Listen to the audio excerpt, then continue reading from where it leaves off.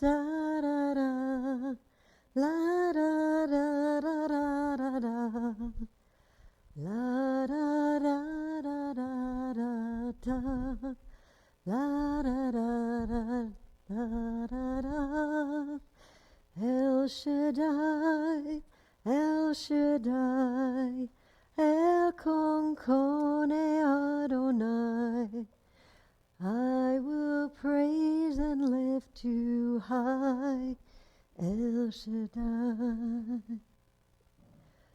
La da da, la da da, la da da da da da da, la da da da da da da, la da da da da da.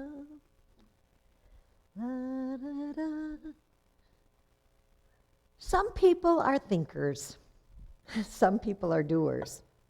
I've always been the latter. Not sure just why, but I've always been more comfortable doing something.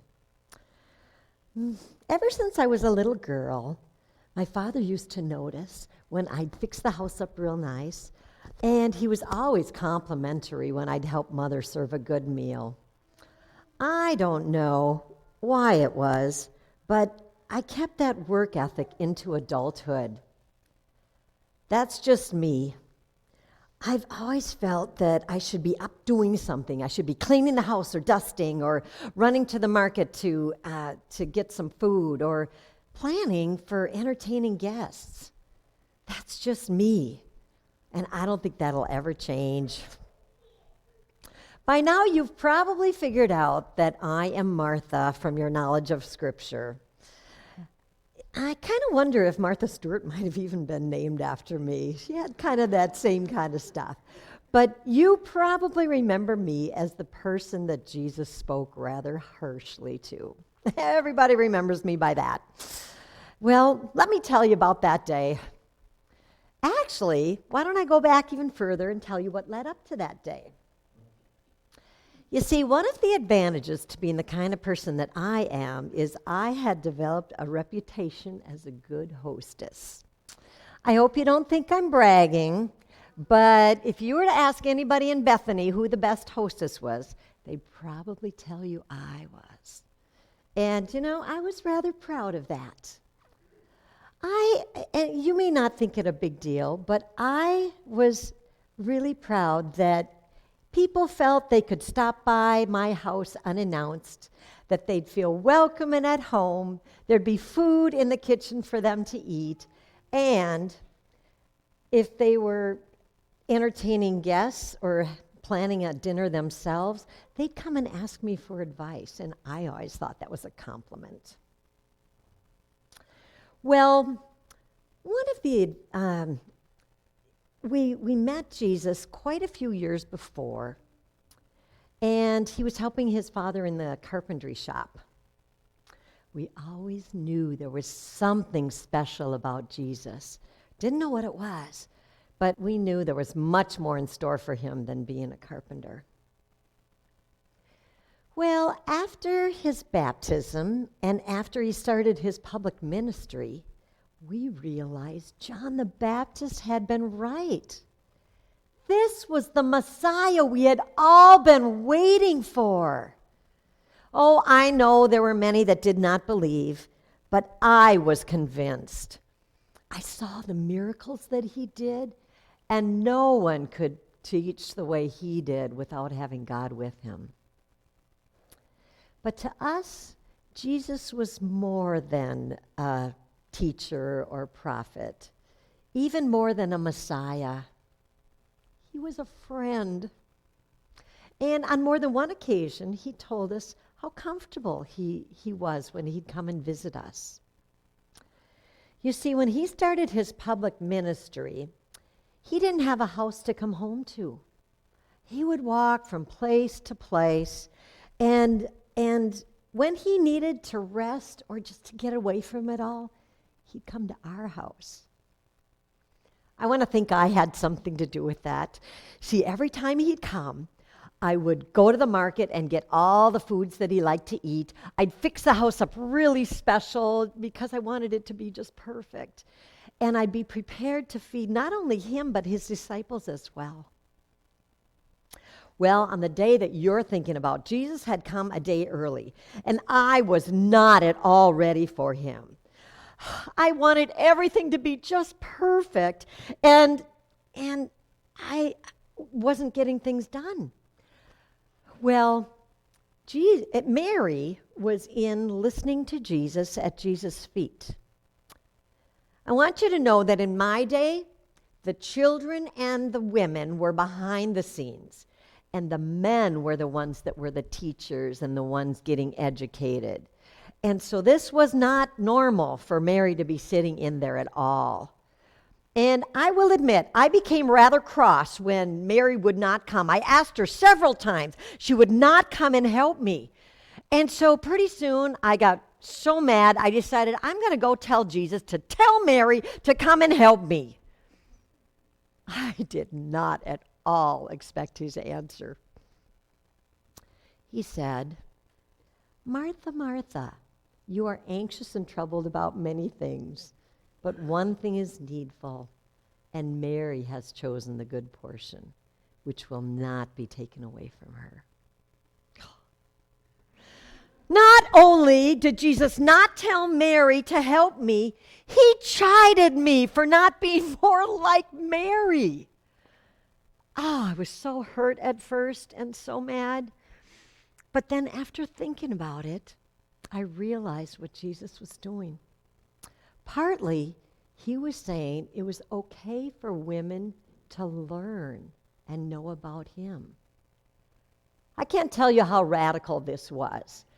We were not the ones that were being educated, and Jesus was saying that we could be educated, that we could learn about him, we could learn theology and all this stuff that we were never allowed to do. We were just supposed to be in the kitchen. But partly he was also saying that everybody has different gifts. He wasn't so much talking against my gifts of service as he was saying that everyone has different gifts. You see, Jesus had a way of making everybody feel important no matter what their gifts were. Well, that's the story everybody knows me about. You know, I was just always in the kitchen working on everything, and that's what we remember. But there's actually another story that was way more important than this one. You see, my brother Lazarus was starting to get really sick. Everything we did wasn't working. He was just getting more and more sick. I knew if Jesus had been there, that he would have healed him. Unfortunately, Jesus was a long ways away. So, as Lazarus was getting more and more sick, I decided to send a friend to go tell Jesus to come here, that we needed him here now. Unfortunately, he was so far away, and by the time he came, Lazarus had died. In fact, he had been dead for 4 days by the time Jesus got there. Well, we were in the house doing our regular period of mourning with our family and friends from town when news came of Jesus' arrival. I was so excited. Once I found out Jesus was coming, I just wanted to see my friend, and I was just relieved that he was coming. So I ran out there to see Jesus, just like me, and Mary stayed behind like she normally did. And I came out and I said, "Lord, if you had been here, my brother wouldn't have died." But even though I know that God will give you whatever you want, whatever you ask will be given to you. Not really sure what I was saying, but I just wished he had been there before Lazarus died. Well, he looked at me and he said, "Your brother will rise again." Well, I had heard about the resurrection of the dead. Jesus had taught us all about that. And I knew we would all rise again on the last day. And I know the Sadducees didn't believe that, but I did. I knew that. So I said, yes, Lord, I do know that we will all rise again on the last day. Then he looked at me with such authority, and he said something I will never forget. He said, I am the resurrection and the life.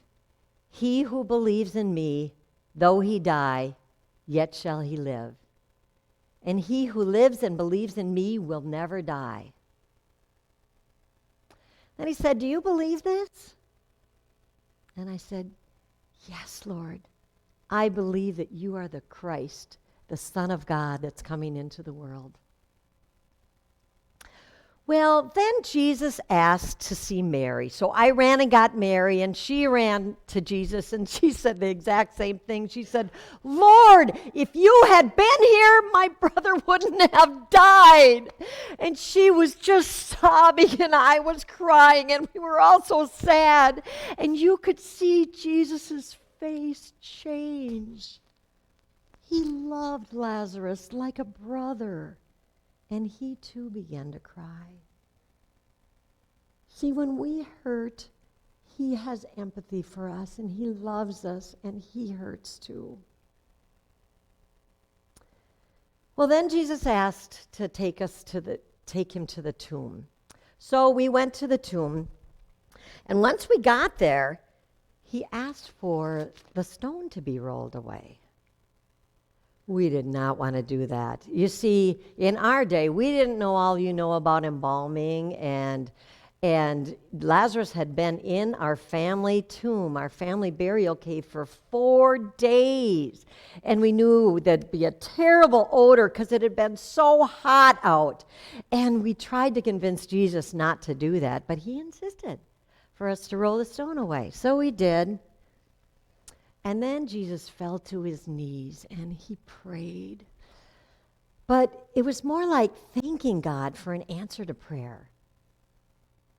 And then he got up and he said in a loud voice, Lazarus, come out! Well, we were just all, didn't know what to think or do or say. We were just shocked. And then, before our very eyes, stood Lazarus at the entrance of the tomb. He was alive. He was alive. After 4 days being dead in the tomb, he was alive. Jesus had given life back to Lazarus. He was stunned, and we were all stunned. And Jesus said, unbind him and let him go. So we ran up and we grabbed all the grave clothes off of him. We were all shouting and clapping our hands, and we were all so excited. And then all of a sudden, the realization of what happened set in, and all of a sudden it was quiet. We didn't know what to do or think. All I know is that was the happiest day of my life. We had Lazarus back. Oh, it was the best day ever. But had I known what was going to happen after this, I would have never have prayed for Lazarus' healing. I thought that once everybody heard about Lazarus being raised from the dead, everyone would start following him, and this would be like the beginning of a major part of his ministry. But instead, the religious authorities, they were threatened by this, and they started to plot to kill Jesus at that point. How could anyone think such a thing?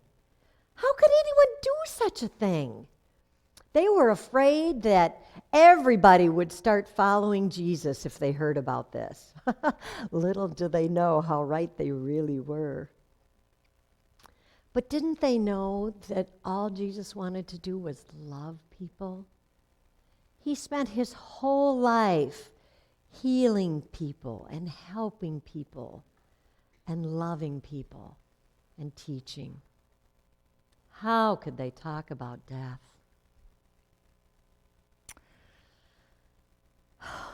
After that, there was talk of Jesus's, that he got arrested. It was like, no way. And by the time we got to Jerusalem, there was already talk of a crucifixion. How could anyone think of doing that to my Jesus? I'll never forget the look of Jesus when he was carrying his cross. He was all bloody, and he was carrying that heavy cross.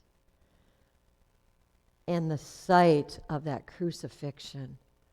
Oh, my Jesus was dying on the cross.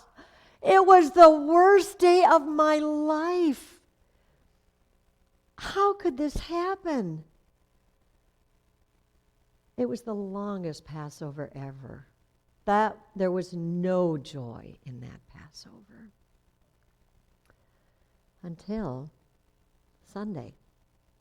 And there was word that Jesus had risen from the dead. A lot of people said, I will never believe that unless I see him. But I believed. I had seen him raise Lazarus from the dead. I knew that he could raise himself from the dead. And suddenly everything was all right again. Well, if you want to remember me as the person who Jesus spoke harshly to, well, that's okay. I'd rather have you remember the words that I said when he asked me, and I said, you are the Christ, the Son of God. Better yet, claim him as your own. La da da, la da da, la da da da da da. La da da da da da dum, la da da da da da dum. El Shaddai, El Shaddai, El Konkone Adonai. I will praise and lift you high, El Shaddai.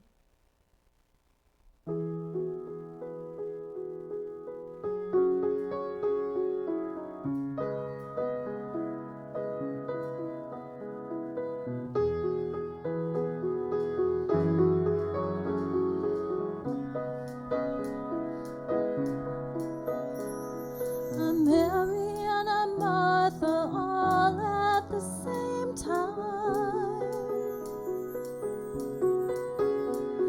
I'm sitting at his feet, yet I'm dying to